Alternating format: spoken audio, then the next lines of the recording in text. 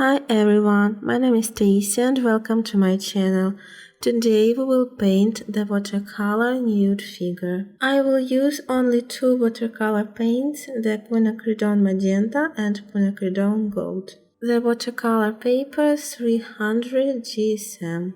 Firstly, I am planning proportions by the watercolor pencil and making the drawing, trying to fit the center of the paper. The face of the woman will be covered by the hair, so I planned the size of her head and make the proportions fit approximate.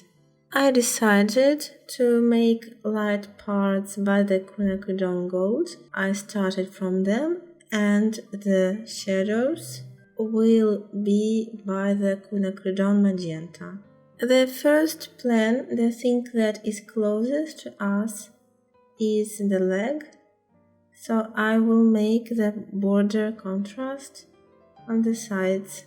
I painted in two sessions because first layer needs to dry nicely. On the second session I added more details and the background. Thank you for watching. I hope you will enjoy this video and please subscribe and press like if you like it. Thank you.